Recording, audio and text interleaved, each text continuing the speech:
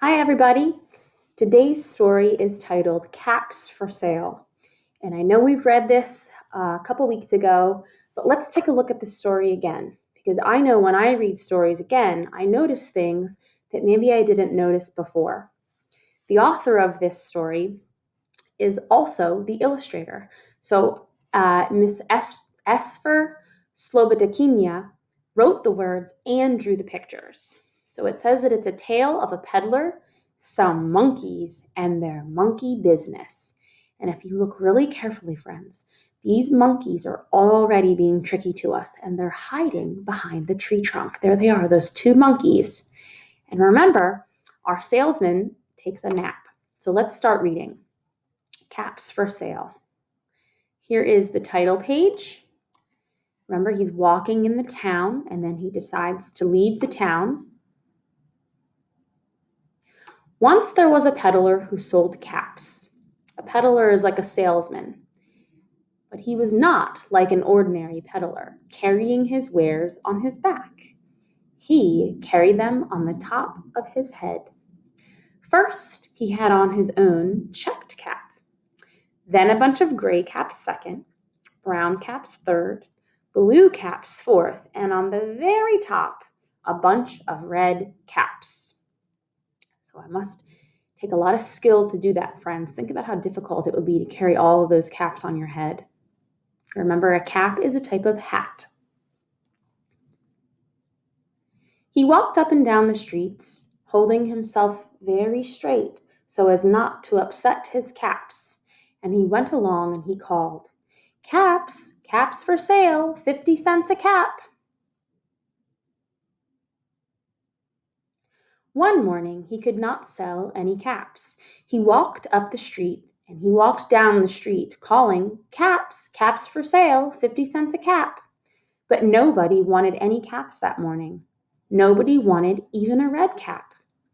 He began to feel very hungry, but he had no money for lunch. "I think I'll go for a walk in the country," said he, and he walked out of town slowly, slowly, as not to upset his caps. So, friends, he's having a little bit of trouble selling his caps, and the author also writes that he's hungry, but he does not have any money. I bet he really wants somebody to buy a cap so that he can buy some food for lunch. So he's walking in the town with all the houses and buildings, and this might be a church, and maybe a school is in the town. He's leaving the town for the country, and the country has way more trees than buildings. So he's going to take a walk in the country. He walked for a long time until he came to a great big tree. "That's a nice place for a rest," thought he, and he sat down very slowly under the tree and leaned back, little by little, against the tree trunk so as not to disturb the caps on his head. Then he put up his hand to feel if they were straight. First his own checked cap, then the gray caps, then the brown caps, then the blue caps, and then the red caps at the very top. So, friends, think about how careful he has to be, and he's checking to see if they're straight all the way on top of his head. Because if they were not straight, what might happen to the caps if he sat down too fast and if the caps were not straight? I bet they would fall down. So here he goes taking a nap. They were all there, the caps, so he went to sleep, and he slept for a long time. When he woke up, he was refreshed and rested. He looks much happier. But friends, notice something is missing in this illustration. And remember, we have some other characters in the story. Not before standing up, he felt with his hand to make sure his caps were in the right place. All he felt was his own checked cap. Uh-oh. He looked to the right of him. No caps. He looked to the left of him. No caps. And he looked in the back of him. No caps. He looked behind the tree. No caps. Uh-oh. I bet he's very worried, friends, because he needs to sell those caps for money.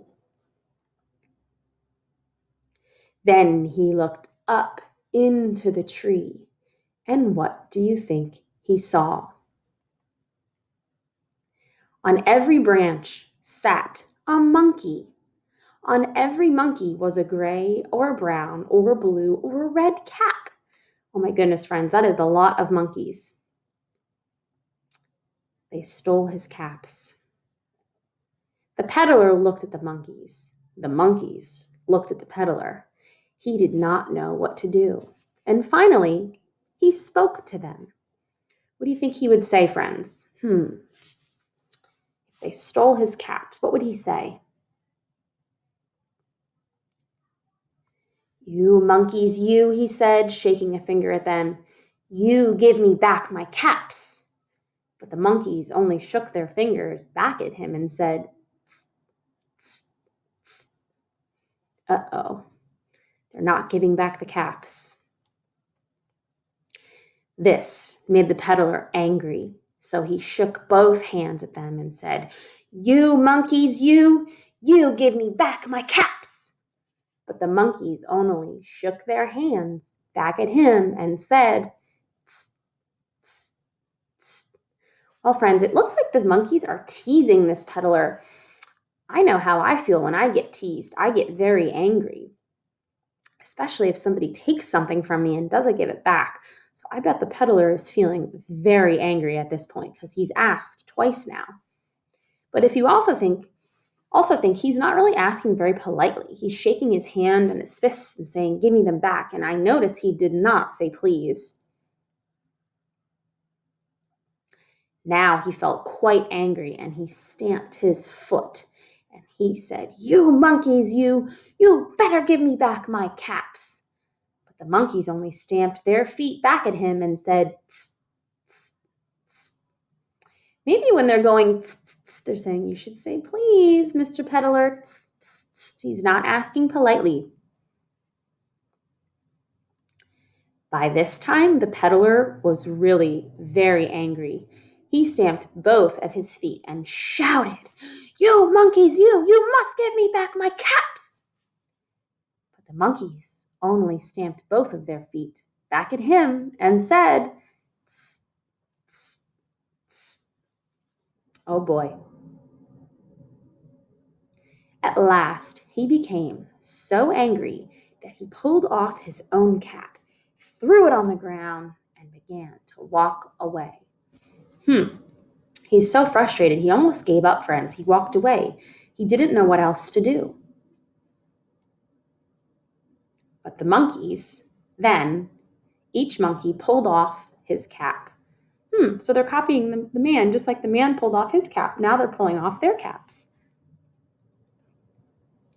And all the gray caps, and all the brown caps, and all the blue caps, and all the red caps came flying down out of the tree. So the peddler picked up his caps and put them back on his head. First his own checked cap, then the gray caps, then the brown caps, then the blue caps, and then the red caps at the very top. I can tell by the illustration, if you look at his face, he looks quite happy. He's much happier now that he has his caps back. And you can tell that he cares a lot about his caps because he's organizing them by color and putting them back on his head just like they were. And slowly, slowly, he walked back to the town calling, Caps, caps for sale, 50 cents a cap. The end. I wonder what lesson the man learned as he walked away. Perhaps he should be a little more careful with his caps if he wants to take a nap. Maybe he should put them to his side or hold on to them as he sleeps. Or maybe next time he'll learn to say please. Those monkeys sure did teach him a lesson. I hope you enjoyed this story, friends, and I'll see you soon. Bye-bye.